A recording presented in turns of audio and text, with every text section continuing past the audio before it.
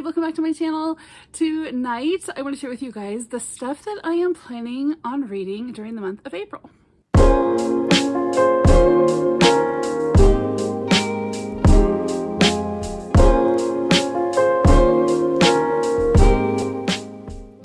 Now I went looking for different reading events to take part in April, and there are a ton of them. I made a list and then I ended up crossing off a couple because there is just a lot going on. So I'm just going to go down through the list in the order that I wrote things down, no particular order. And we'll start with People April. So People April is hosted by Hannah and Brian and Roz. And it's just an event where we read about people, biographies, autobiographies, memoirs, things like that. There are some inspiring prompts based on quotes, but I decided not to do any prompts. I'm just going to focus on this one book, and that is Agatha Christie's autobiography. I've been wanting to read this for quite a while. I actually think I have read this. It's just been a really long time, like a good 15 years or more. So I'm going to focus on kind of going through this during the month of April for my People April biography. This one is actually also going to fit with another reading event that I'm doing this coming month, which is Reading the Classics, and that's through Anne and In Search of Wonder. And I've been doing that each month, and I've been coupling it with one of my 50 by 50 picks, because I have a 50 by 50 challenge going on where I'm trying to read like 50 particular books on this list that I made before I turned 50, which is in about 3.5 years. So I've been trying to pair one of those with the prompt that Anne gives for reading the classics each month. And what I had chosen for that was Out of Africa by Karen Blixen. I guess we're calling her by her name now since none of us can pronounce her pen name. But anyway, after reading the little synopsis on Out of Africa today, I decided not to read that after all. It just has some content in it that I don't think I'm going to enjoy. So I decided to put that one away, and there's nothing on my 50 by 50 that I can find that will fit that prompt. And so I'm just not going to do anything from 50 by 50 this month, and then just use this for the Reading the Classics biography challenge also. I don't remember if Anne has a date set for the classics, as far as you can't read anything newer than this date. This was published in 1977. I don't know. I can't remember if Agatha Christie passed away in 76 or 77. But I'm just going to count it because she was a stinking old lady when she passed away, right? So the majority of this book will have taken place during times that we would consider to be classic novel times, right? That's what I'm telling myself anyway, because I just really want to read this. Okay, so those are two challenges out of the way: People April and Anne's Reading the Classics. Then I discovered some of my booktube friends are hosting this called Read Happy Readathon. And this is hosted by M and Alma, and I saw it on Alma's channel, and then Jeanette, Jane Reads, and Lucy. And so I thought this would be really fun to do. It's all about just reading uplifting, lighthearted, happy books in the month of April. There are 9 prompts here. That's a lot of reading, coupled with the other things that I want to do. But I think it's going to be good because I've just, I've kind of doubled up on a couple of things for some other challenges. And so let's go through that. So there are 9 different prompts here. You can see on the cute little board. Most people, I think, cut out a book cover and stick it on here when they read them. I always just put a coordinating sticker because I don't know, I have a really huge sticker collection and I like to do that. So that's probably what I'll do. Okay, so let's go through those 9 prompts. The first one is a book with a cozy setting. I have been wanting to read the books by Jill Hornby with these pretty covers that look like they were embroidered. And this one is Miss Austen. It's a story about Jane Austen's sister Cassandra. And I believe it probably goes back in time a little bit in nostalgia, but for the most part, I think it takes place quite a bit after Jane passes away, and talks about, among other things, Cassandra's decision to burn many of Jane Austen's letters, correspondence. So that's about all I know about this story, but I've been wanting to read it for a long time. I ordered this way back when I just went on kind of a big ordering spree at the beginning of the year. And so, yeah, it's just been sitting here. So I'm going to read that for that prompt. I am just assuming that there's going to be a cozy setting because it's in England at a vicarage. Like, that's cozy. Number 2, beautiful scenery. And for that one, I'm going to do this other Jill Hornby book, which is Godmersham Park. And this one is set at Godmersham Park, which was owned by one of Jane's brothers. And I don't know much about this story at all. It is real life characters with a fictitious story from what I understand. So see that, but this just looks, I know that there's going to be sad stuff in this one, but they look happy and cozy and just cheery and all the things that are perfect for this readathon. Okay, the third prompt is delicious food, and I actually have 2 books for that. One is this cookbook, so I'm probably not going to read it like cover to cover, but my secret sister sent me this, and this is basically a book of recipes that can be used for the week of Passover and unleavened bread. So our family celebrates the biblical holy day of Passover and then the week of unleavened bread that comes after it. And so I'm always looking for good, recipes that we can have during that week. And so we're going to pick out some stuff from this. I thought that was so sweet. She just sent this to me just the other day. And so we'll be doing that here pretty soon. And then the other one that is actually like a novelish, it's kind of a novella. I don't know. It's it's almost like 180 pages. So I guess, anyway, it's called The Rarest Fruit by Gail Balaam. And it is about, it takes place on the island, I think, of Reunion. And it is about this young Creole boy born into slavery. And he has a real talent and understanding of botany. He has a hand in sort of like making the vanilla extract, right? Vanilla flavoring, whatever. He basically finds a way to make it so that people can harvest and assimilate vanilla into something usable. I don't know how to explain what I'm trying to say. Anyway, it's a true story about this enslaved boy. And it basically just says his extraordinary talent for botany leads him to revolutionize the vanilla industry with his method of hand pollinating orchids. Now, it's not necessarily something that I would be like, oh my gosh, that looks like such a fantastic story. But I am trying to read things from different places, right? For my Around the World challenge. And so I thought this would be a really great one because I don't have anything for Reunion. And it might be hard to find a book set there, right? So that one I think it'll be good though. It'll be interesting to read about. It's a true story, right? Told in a fictional way. It's a fiction, but historical fiction. All right, number 4 is Kindred Spirit. So I said in one of my most recent videos, I can't remember which one, that I was wanting to read Magic Elizabeth. So I dug it out of these shelves behind me. And this was my copy of Magic Elizabeth that belonged to my mother. And I've read with several of my daughters. And have I read it with all? Oh, I haven't read it with Avalon. We need to read this. But I've read it with all the rest of my daughters. Anyways, it's one of my most special favorite books. And so I want to read this. I am definitely a kindred spirit with the character in this story, Sally. She has a huge imagination and she goes up into this attic and has all kinds of imaginative play that leads to a historical, it's just a whole thing. And yeah, it's just what I would just dream about, doing. And the aunt in this book is named Sarah. So there's 2 kindred spirits, one with personality and one with name. Really looking forward to reading that. Okay, and then number 5 is a free space, so that'll just be whatever I stick in there. Number 6 is community.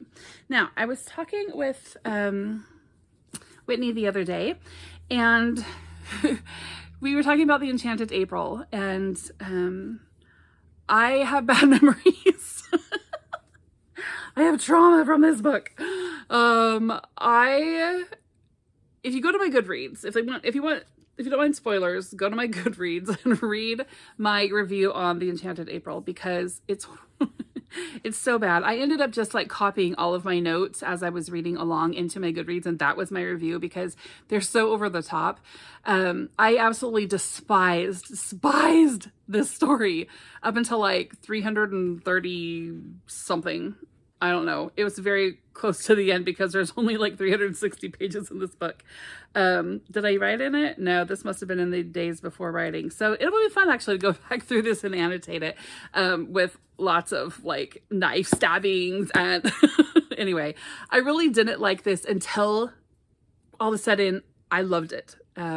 So towards the end of it, I just absolutely fell in love with it, and then it all ended well and it was great. But it is a great story of community. Some women go on a vacation together, and that's all I'm gonna tell you.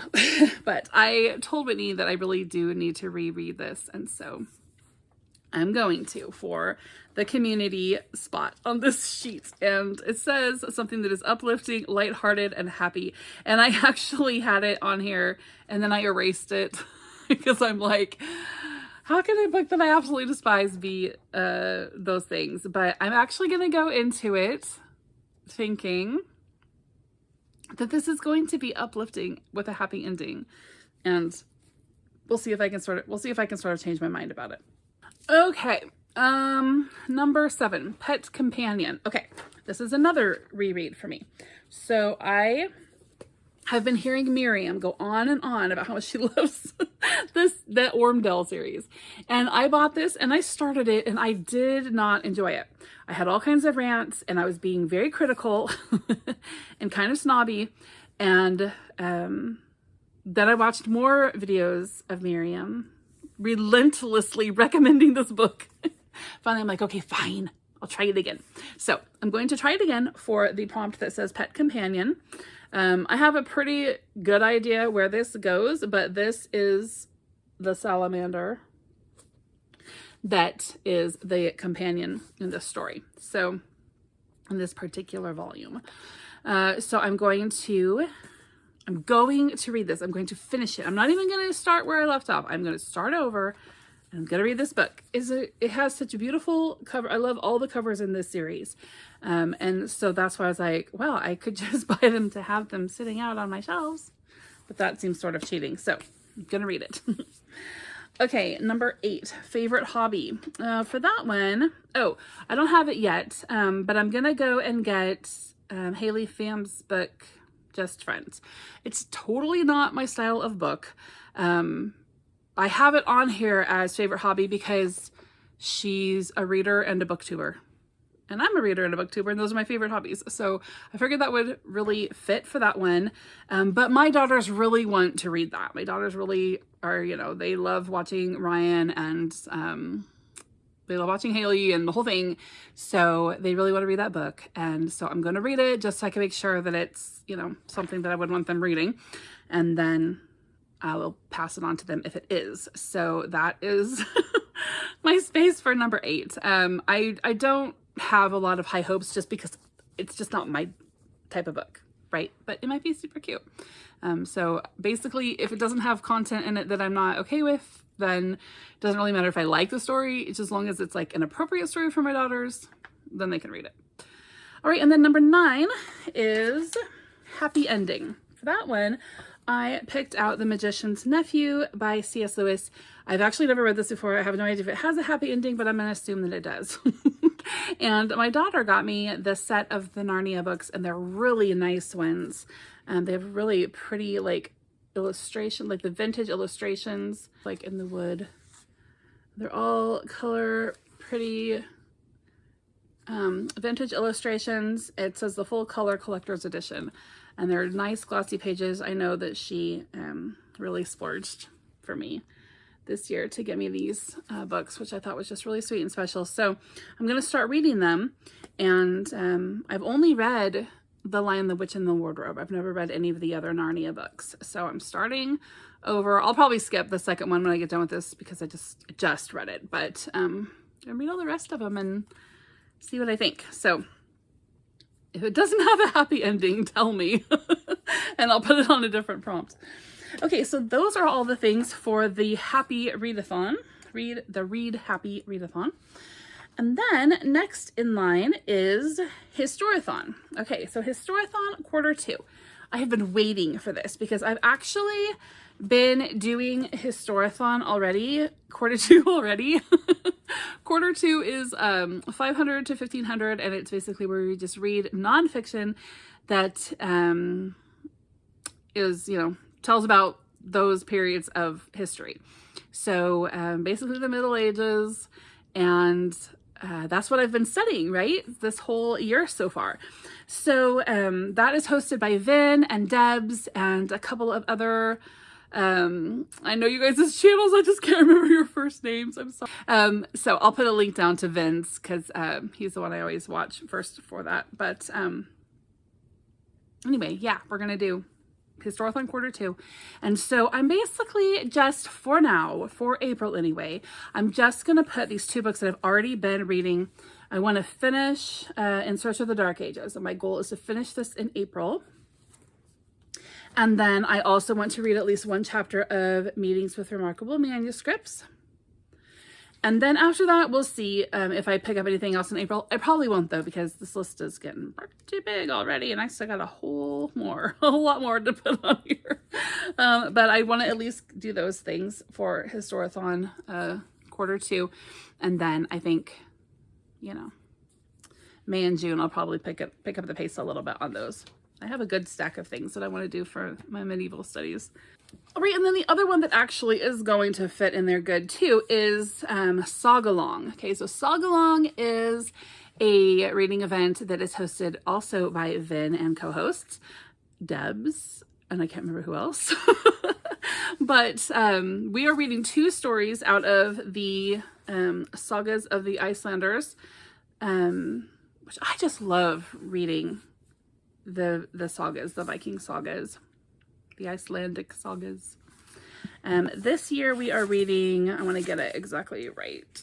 Okay, so the first one is the saga of Hrafnkel Frey's Godi, which I will put that actually, yeah, okay, you know that because we just saw it.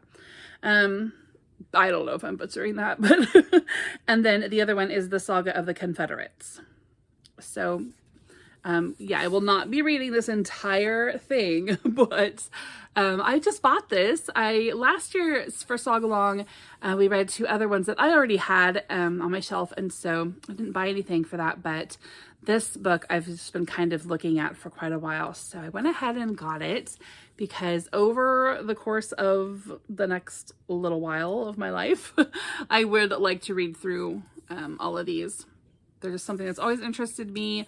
One time in college, I took an entire course just on the history of the Vikings, and that was just so much fun. So I've got a ton of Viking books up there, just informational stories and things. But that's for Sagalong. Okay, and then my reading event, which is called Spring Into Classics. So you guys I won't go into all the details on that because I've already made a whole video on that, which I will link. But basically, we have 5 prompts, and it's just reading classics. And just the idea is if you've never read a classic before and you want to, that maybe this event will help you sort of spring into them. Just kind of try them out and try out some easy ones, right? So I'm gonna make a video here that I'll put up in a couple of days, and that is just some easy classics that are easy to get into that will keep your attention. I'm also putting out a collab video in a couple of weeks, and you'll hear from some of my booktube friends, and they're going to share the different classics that they think are great for a starter and some of their own favorite classics. So this event takes place over April and May, and I'm actually giving myself kind of a challenge to do 1 checklist in April and 1 checklist in May. So this will be my April checklist, and my dates for this are going to be 1970 and earlier, which is kind of late for classics for me, but I wanted to put Magic Elizabeth on there, and that was published in 1966 or 67, so I'm kind of barely squeaking by. But anyway, so there are 4 book prompts and 1 like watching prompt. So the first one is read a children's classic, so Magic Elizabeth. I'm going to use that for this one also. The second one is read a classic novel or novella, and I'm thinking, I'm not totally sure that I want to read this for this prompt, but I'm thinking about reading The Romance of the Forest by Anne Radcliffe. I will probably save it for later in the month to see if I feel like I have the time. But that's what I want to do. And then the third one is reread a classic story. That the Enchanted April is going to count for that. The fourth one is to watch a classic adaptation, and I haven't decided yet what I want to do for that. And then the fifth one is to read a classic fable or fairy tale. And one of my viewers emailed me the other day to see if the stories from Sagalong would count for that classic fable or fairy tale. And I say yes, 100%. That is a great pick for that. So my Sagalong picks will count for that. And I'll probably also read some of Aesop's fables. I am doing that preschool challenge that I told you guys about a few weeks ago. And so Aesop's Fables is on the list for that. And I have this really beautiful copy here that's pretty old, 1927, 26, I think. Yeah, 27. And all of the illustrations and the fonts and things are just so neat looking. Sorry about my window. But I think that this will just be fun just because of how beautiful this book is. I don't even know where this came from. I remember I set it out. My daughter was having a party, and I kind of straightened up my library because she thought maybe her friends would want to come in here and look around. And so I just grabbed like a pretty book off my shelf and set it on my little table here beside me. And then today when I was going through and rearranging stuff on that table, I was like, oh, I have that. That's so pretty. So I don't know where this came from, but yeah, I'm going to look through it and read some of the fables for that. All right. And then, yeah, there is my preschool challenge, the Ambleside Year Zero thing that I'm doing. And that's just a bunch of like preschool type books and stories and things that it takes me like 10 minutes to read it and then like 45 minutes to write about it. So I just kind of pick those up whenever I feel like writing. So I don't actually want to put any of those on the list. But then the last thing, you guys, and I don't even have any books picked out for this yet, but I will, because I am so excited about Old School April. Okay, so I have this written down in my notes. I've never done this before, but I wrote down in my notes last year, someone mentioned Old School April, and I was like, I wonder what that is, but I didn't have any time. It was the end of April or whatever. I just didn't even look into it. So this year I was like, I'm gonna look into that. And I looked into it just like a few minutes ago. And I really should have like days ago, because it's a pretty extensive readathon, which you can participate in to whatever level you want, but it looks like so much fun. So the whole thing is based on nostalgia. I mean, look at these like prompt sheets. They look like old library cards with the stamps on them. There's a list of movie watching prompts. There's TV watching prompts. These are just the neatest graphic papers here. This is all like activity prompts. All right, so Old School April is hosted by Kelsi's Nostalgic Life. I was totally not familiar with her channel, never been there before.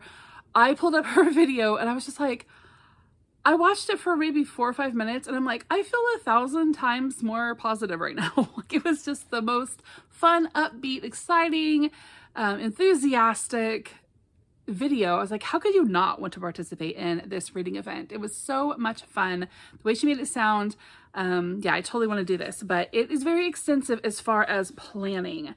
So I think that, I mean, she's got like journal prompts. You can journal nostalgic things nostalgic movies, nostalgic toys, nostalgic food and drinks. You're basically like writing out your memories in your journal.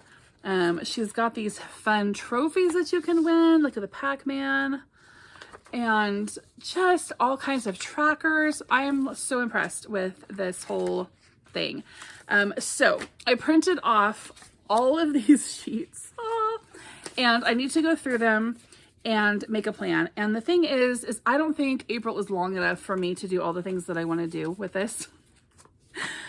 So I'm going to start some of this in April, and some of the activity things I think I'm going to see if my husband wants to do with me. Like there's one about going to like some kind of nostalgic place, like an arcade.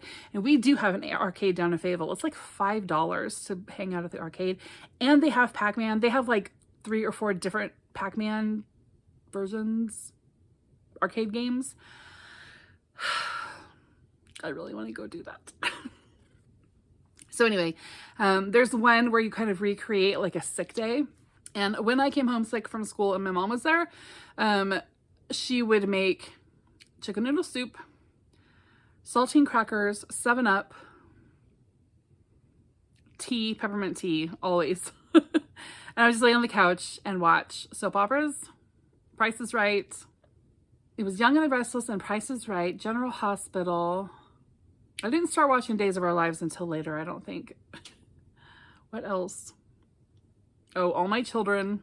Anyway, yeah. That was a sick day for me. So that would be so fun to like find old, clips of that on YouTube or something.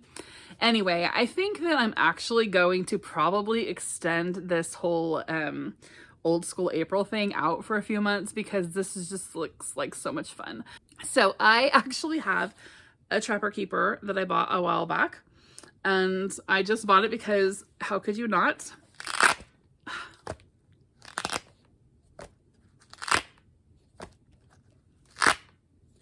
I know what you're thinking. If you are 46, if you are 40 or older, anyway, has a couple of folders just like it did back in the day. Has the mesh, thingy over here that always got too stretched out, or we'd sit there and poke it with our pencil. It doesn't feel exactly the same, a little bit thicker. Anyway, that's going to be kind of like my old school April just binder, but it's probably going to be like old school April and beyond. It just looks like so much fun. So don't have anything picked out for that one yet, but I'm definitely going to participate in that. So you guys will just see that as I make my update videos. All right, I'm really looking forward to April. The last few months have been just kind of, I don't know, they've been kind of slumpy, just kind of in all areas, not just reading, just my life. Not necessarily slumpy, just kind of like not super, I don't know how to explain it. I'm just ready for, I think I've just been busier than I planned, and I feel like my plans get thwarted every time I plan something. And so, like for instance, tonight I was going to go to Little Rock. Rebecca Romney, who is the author of Jane Austen's Bookshelf, that glorious piece of literature that was like my top read for last year. She is going to be in Little Rock tonight. Like she's there right now, like as we speak. In fact, she just started speaking 10 minutes ago. Anyway, she's doing a presentation there, and I really wanted to go down there. It's 3.5 hours from here, and I was going to go. I canceled other plans that I had tonight, everything, and then I just didn't. At the last minute, life got crazy, and my husband needed the car, and so I stayed home. And where's my husband? Here. Because he has a really bad migraine, and he had to cancel his plans too, so I feel bad for him. But it's no, I feel bad for him, period. Not I but that's just kind of how it's been, right? Like there's always just been something that's kind of like plans which is fine, but I feel like maybe I'm just gonna stop making plans for a little bit and just stay home and chill and read these happy books and not be slumpy and see where the spring takes me. Usually I'm bummed out when the spring comes because I love my fall and winter, but I don't know, I'm kind of feeling a little bit hopeful. So yeah, Hope everybody's doing well. Let me know in the comments what sort of reading events you are taking place in, what you want to read, if you read any of the stuff I read, you know, all the stuff that we always say to talk to us about in the comments. Basically, I would just love it if you say hi. Hope you guys are doing well, and I will see you soon.